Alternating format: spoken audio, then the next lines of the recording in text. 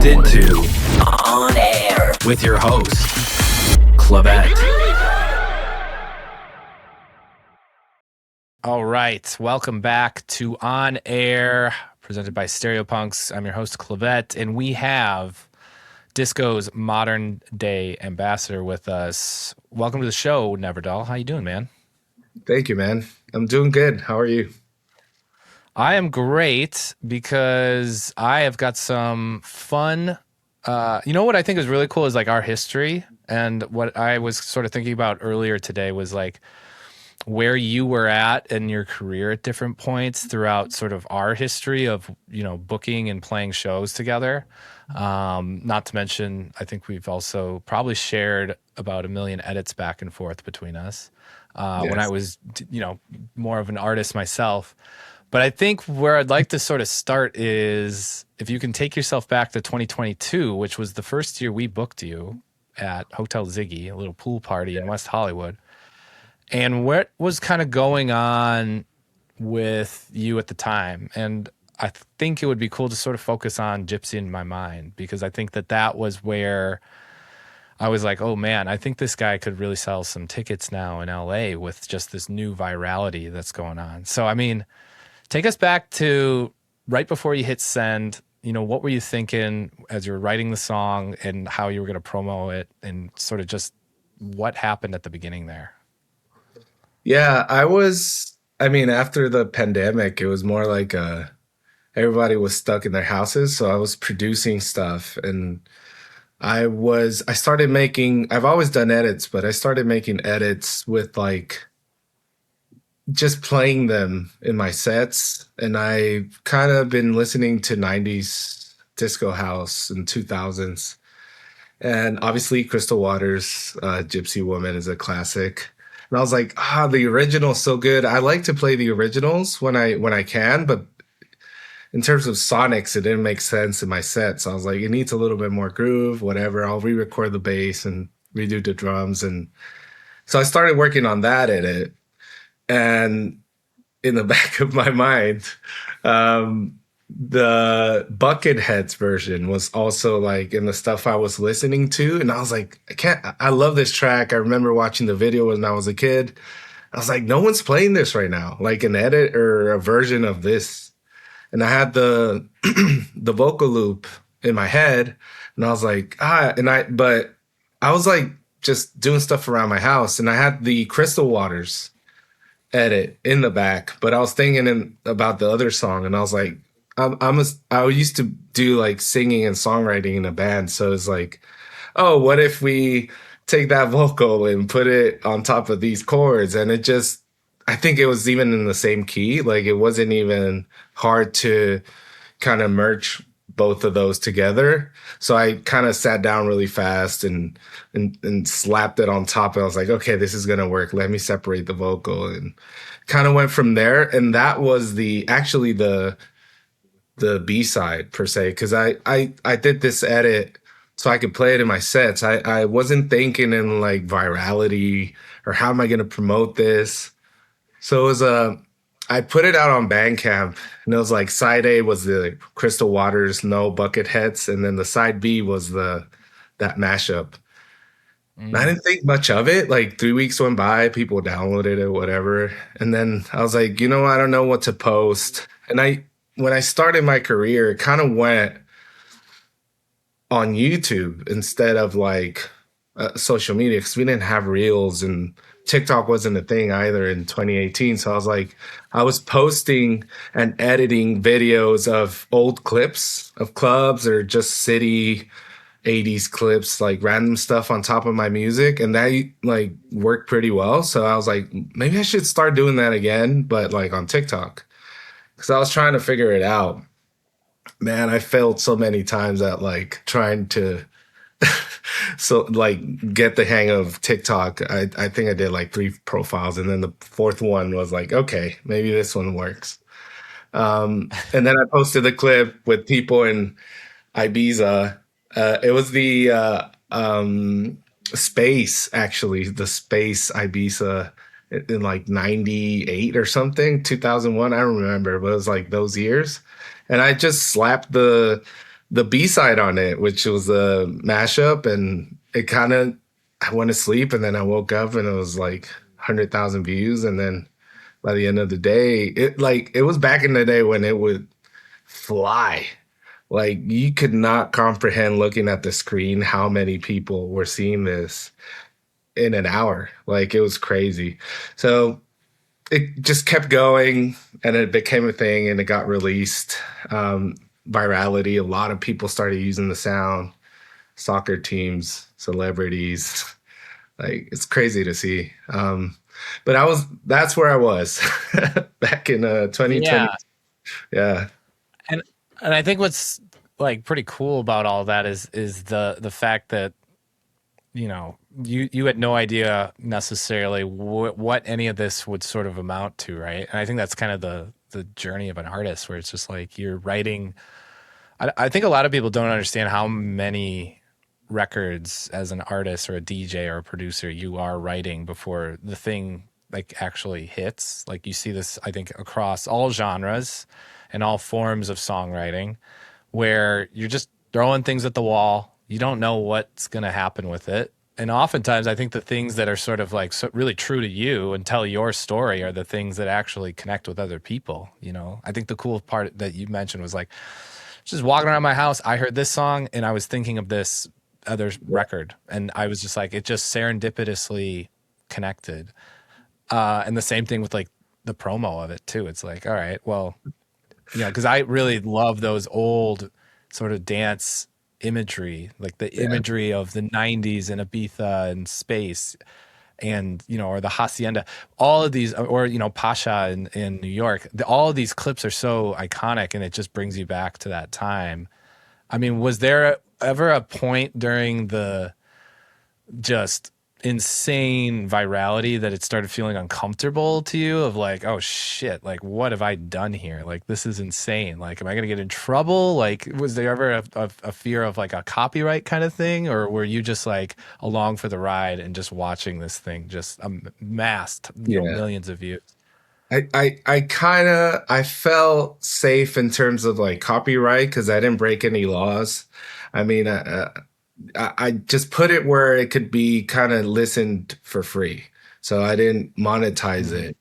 And I did that because I saw, like, I remember Disco Lines was also trying to move his songs on TikTok. And there's a couple of DJs who kind of, I wouldn't say they started it, but they were kind of figuring it out how you could kind of move music. And he did the Childish Gambino sample, I remember, not long after. But in terms of that, I didn't feel like I was doing any harm. And I kind of knew because when the labels kept knocking on the door, they weren't like, they were trying to sign the track. So they weren't really like, oh, you did this wrong. So I was like, okay, we're good on that side. But it really felt like a pressure because I had like, I'm not going to lie, I think it was like every major label. And it was like, not only like, say Sony or Universal, but like the ones under it. Say Atlantic will come knocking and it was like, oh, actually, you already got contacted by Universal. So it's like, we're like a sister label or whatever.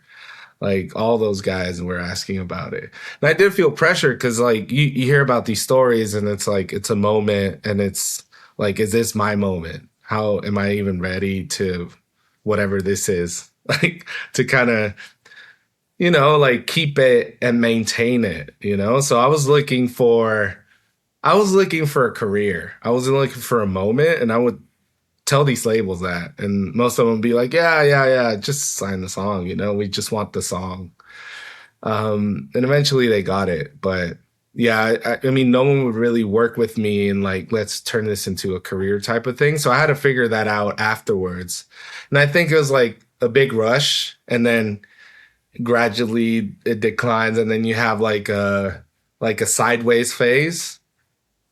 And that really, I think if you survive that, you should be good. But that sideways phase, when you have all this attention on you and then it goes away like that, and you're like, oh, was that my moment? Like, what am I doing here? How can I replicate this? And then later on, you realize you don't have to replicate it. But It's this whole thing, man. Yeah, I think it's more like a mental game, if I'm being honest.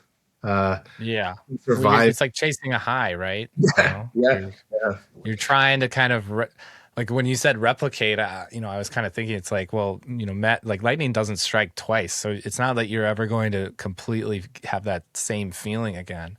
yeah. So it's like it's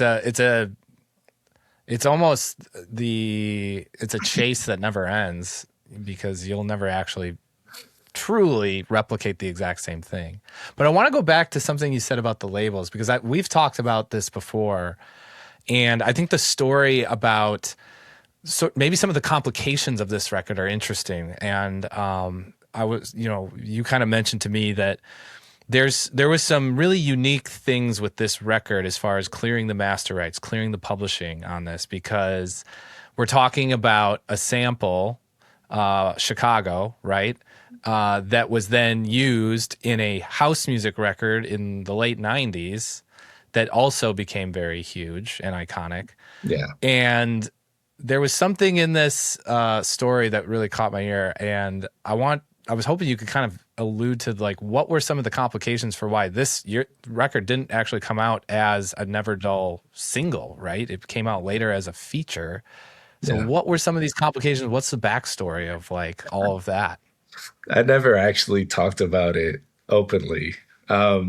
But yeah, I don't have an NDA or whatever, it's just the music business. I actually thought it was, while this was happening, I only thought it happened to me, but then I learned like it happens a lot. So, what happened is the song goes viral. There's a bunch of people in publishing trying to say yes to the song. And Warner was like the one that had most of the permits per se of like the people involved, and they were just missing a couple, and they were pretty cool about everything, and they eventually wanted to release it as Never Dull in My Mind. So we were going to feature Crystal Waters on it. That's just the thing we wanted. She did like a green light. Yeah, you could use the master, you could use my vocal. She was down to do it. So I was like, hey, that's pretty cool. She's an icon. I want to be related to, in the same world as an icon, house music icon. So all that was good. And then it fell through because one person owned a small percentage of the master recording. It was at the time, I don't think he's managing Kenny Dope anymore, but he used to be Kenny Dope's manager. And he lived somewhere like around Amsterdam or something. So this happens a lot, you think you got the sample cleared, everybody's good, everybody's getting paid, but in the end, it didn't happen that way. And the day it got released as Never Dull in My Mind on Spotify, that Friday, I remember, it got released and it was doing like crazy numbers. And then I get a call and they're like, hey, they're going to take it down. This guy is claiming he owns it, but he doesn't. We'll sort it out. Don't worry about it. I was like, okay. He's like, oh, they're not going to take it down. Okay, whatever. And then Sunday comes around and then they're like, the guy doesn't want to talk to us. We're thinking about grabbing like a flight to Amsterdam and kind of look for him and trying to talk to him. He was basically mad because they didn't include him in the original, I guess, package of everybody's getting paid. So he ended up, and we later learned that he ended up selling his share to Sony. So that's when the deal fell through, and they had to take the track down, and even the contract I signed, everything was kind of dead in the water. So I owed $8,000 to the lawyer who sorted out the first deal. And mind, I wasn't getting like bookings, like big bookings that would pay 8,000, thousands of dollars to pay a lawyer. So now I have this debt and I don't know what's going to happen. And then Sony comes around. He's like, hey, well, that share, he sold it to us. So now we actually have this other song that we've been working on magically. So they had the deep down version with Alok and Ella, which is a great singer. And I listened to it and it was like a bittersweet moment, right? Because I mean, when you listen to a track like that and you're like, oh, these guys were trying to like rip off my idea and make it into their own thing. And eventually it did happen. And maybe I'm just being too honest, right? I'm just allegedly, I don't know what they were thinking, right? This is my feeling, my opinion. But it felt like they were working on a track which resembled my track, and now they wanted like my blessing and my credit on it because I was the one that kind of started the trend and everything. So I kind of had to sign it over. They would pay the lawyer and the fees, and at that point, like I think like 3-4 months had gone by, and everybody was asking in my inbox, "Where's the track? Where's the track?" And I was going crazy. So obviously, my lawyer was like, "You kind of, you owe me money if you don't sign this." It wasn't like they were strongholding me, right? But it was like obvious, like you kind of have to sign it. I'll try to get you a fair deal, and it was like I wouldn't say it worked for hire, but it was like more like a remix deal, similar to a remix deal where, you get kind of paid and sorted out. And obviously I'm credited in the track and I'm credited like completely. So it's not like they did me wrong or whatever, but it wasn't in my head. It wasn't how it was going to be released. So they pushed their version to radio and everything. So that, in a sense, I mean, it still gave me a career. I'm not complaining. It just, these things happen all the time in the industry. And I didn't know. And now I know. And I don't take it personal anymore. I just want to clarify, but that's kind of how it happened, There's so many people. Yeah, and I think that's it's maybe not even a sad truth, because I think if you look at other industries, it's kind of how it works. It's just a little bit different when you're talking about art.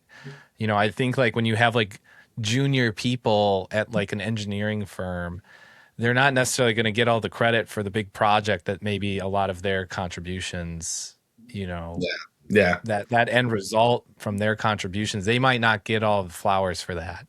And so I think it's just a part of life that as you kind of you come into your own, you have more of your flower moments, right? And I think what was really cool to see with this whole story and like the cherry on top, if you will, was not only seeing the remix that you made, correct? That ended up coming out, which was more of the original version, correct?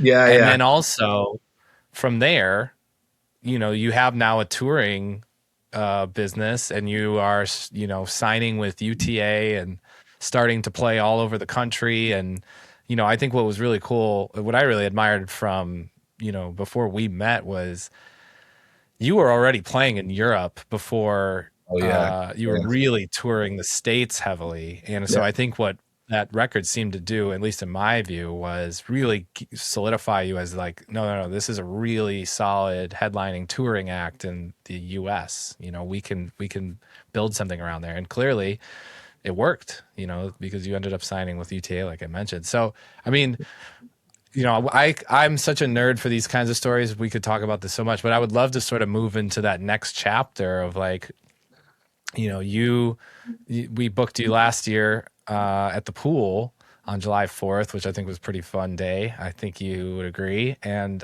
I think you've had now more of those viral moments. You've had more of your original music being recognized. I kind of want to look at like sort of your influences on disco, right? I think that you've really tried to stamp the flag as like, this is who I am.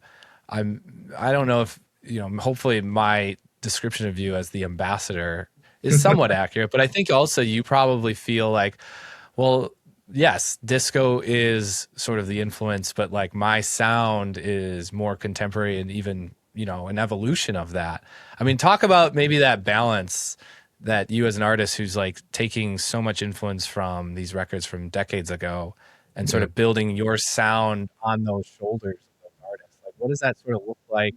What are you sort of like looking to do with your music and the story you're trying to tell with it as you sort of like continue to evolve? Yeah.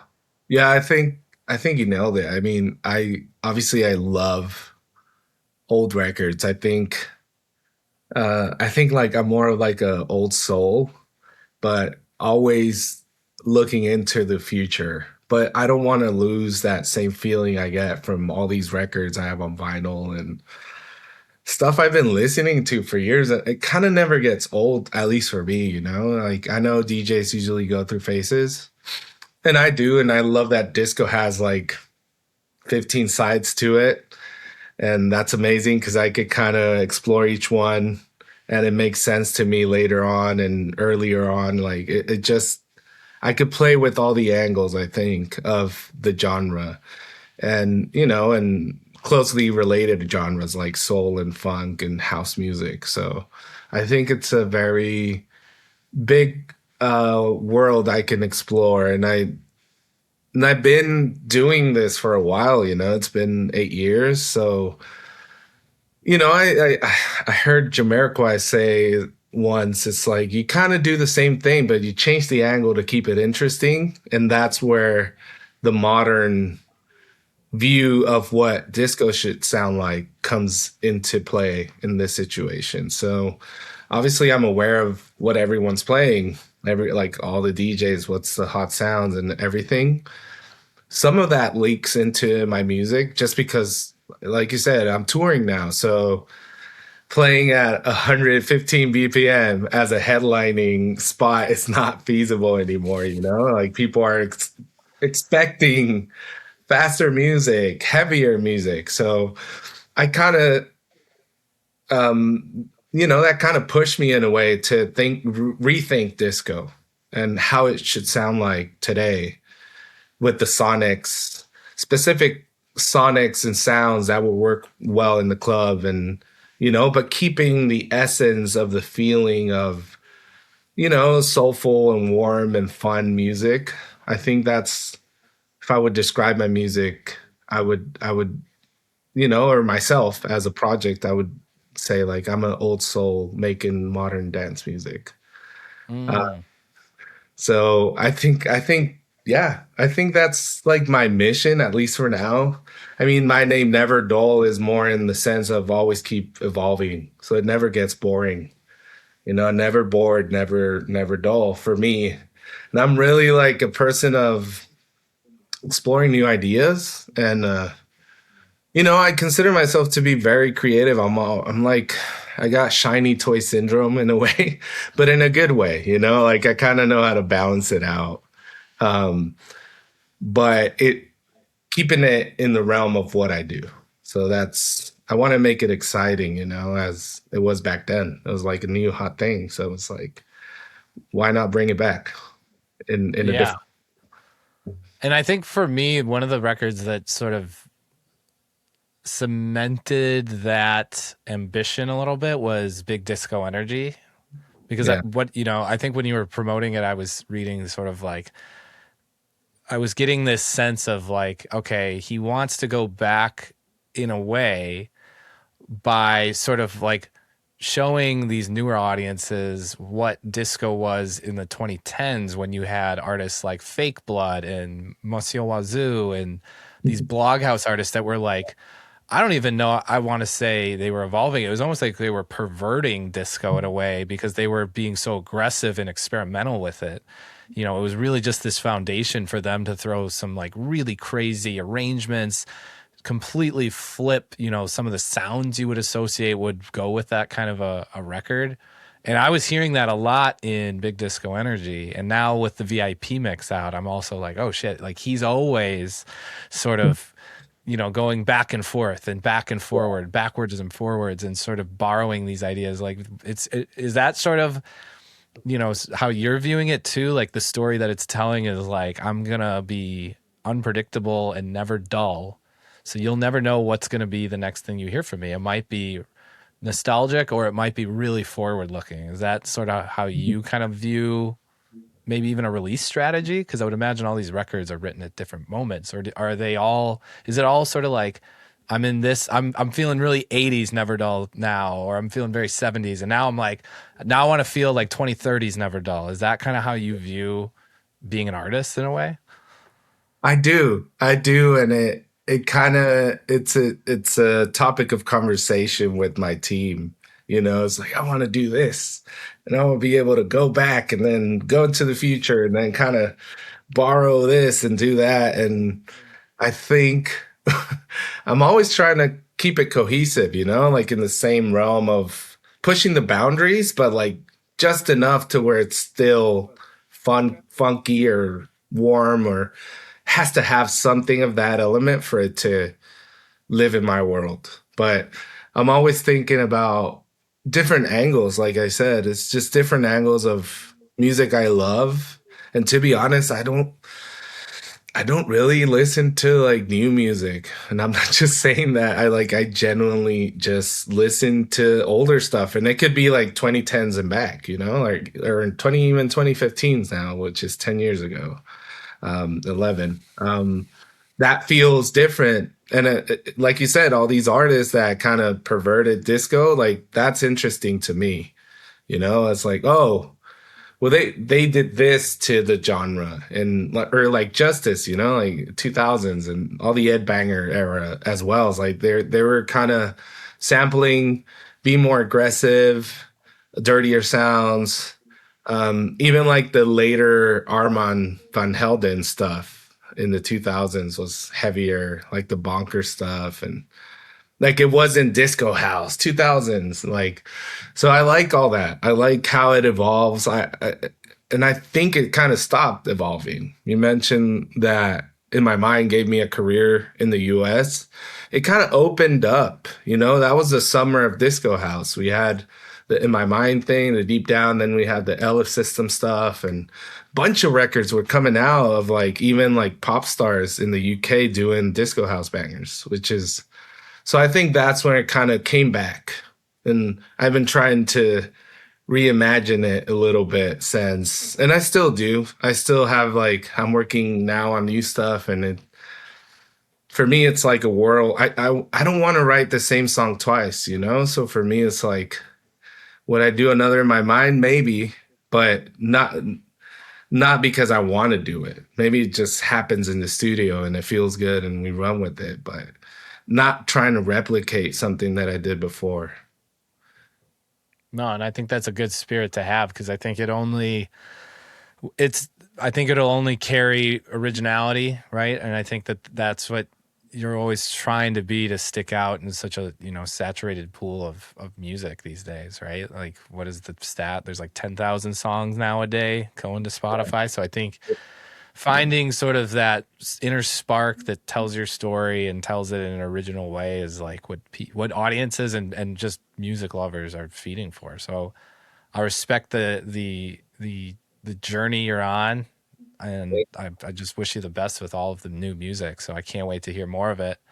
I want to get into a game now. Nice.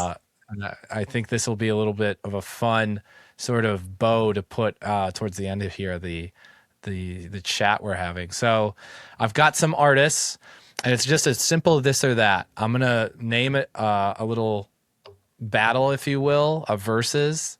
You'll pick one. The surviving artist is then going to go on to the next round, and Okay. you'll tell me who's the winner of that round, and it'll just keep going until we have a winner at the end. So we'll do about 8 rounds of this. Are you ready? Yeah, let's go. Let's do it. All right. The first matchup we have Boney M versus Shalimar. Ooh, Shalimar. I love it. Shalimar or Luther Vandross? Luther Vandross, for sure. I had a feeling. I Yeah. really had a feeling. I'm curious to see how long Luther survives Yeah, here. yeah. So this That will be might be fun. it. We might be done right here. Luther Vandross or Patrice Rushen? I would say Luther Vandross. Luther Vandross or Gwen McCrae? Luther. This one might be a tough one. Mm. This might if this one doesn't win, then I think it might be a landslide. Luther Vandross or Teddy Pendergrass? Oh, I would say Luther, man. Okay. I love All Ted. right, let's see. Luther Vandross or Jocelyn Brown? Ooh, Luther. Luther Vandross or Chic? Oh, I would have to say Chic. Okay, he's Right been now, dethroned. yeah. And last round, Chic or Donna Summer? Oh,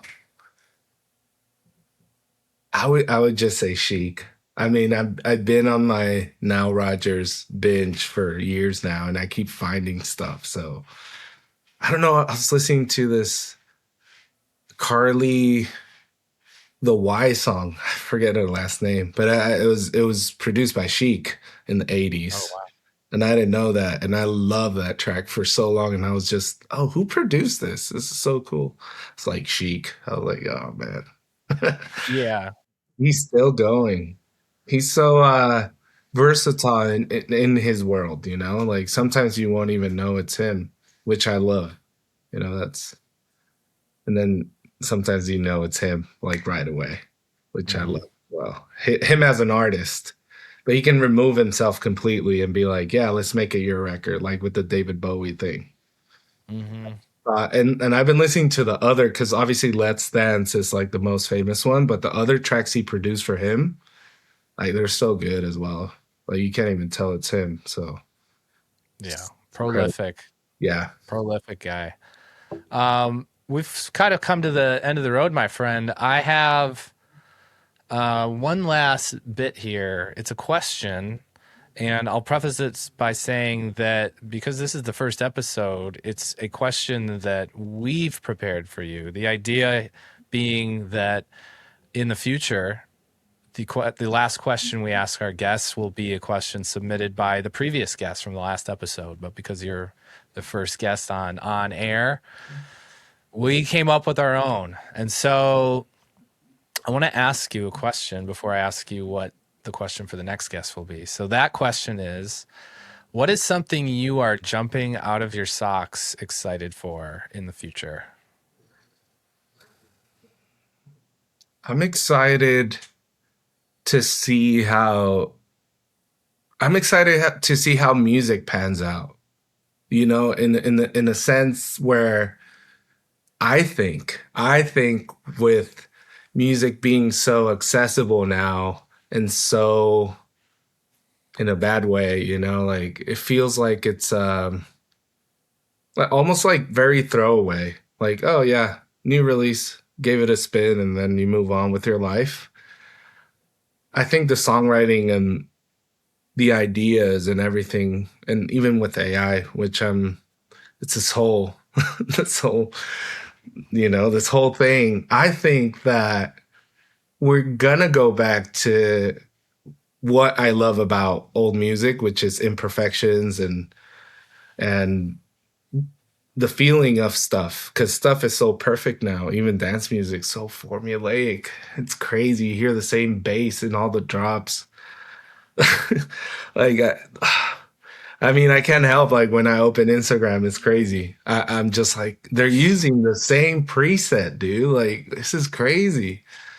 And everyone's like, yeah, send it over. I was like, well, of course, because everyone's playing the same stuff. But I'm excited to see where music heads into because I think the pendulum swings. And I think we're going to go back to the raw stuff and capturing a feeling because that's what we are as human beings, you know? Like all this AI stuff can know everything. But I mean, I've messed with Chat GPT. Everybody does, but when you try to get artistic or try to make it make sense of a concept or stuff like that, that's where it has a lot of trouble. I'm not saying it's not going to evolve and maybe it'll understand it, but I think the human experience of making the music and capturing the feeling and mistakes in a way. Mistakes are what makes it exciting. Like I could the big disco energy thing, that synth, that dirty synth was kind of like a mistake. I wasn't going for that. I kind of had it there in a folder and I was like, I want to take it somewhere else. Like, let me just throw some stuff at the wall. Like that doesn't happen when you're following a formula. You know, it's like, oh, I know the formula. I know what to do, and this is a hit. And yeah, it could do well on streaming and people can listen to it, but so I'm excited. I'm excited for the kids, man. I'm excited for the youth. I think they got good ideas. I think that since they don't know about older music, I think they're going to view it through a lens that's very interesting.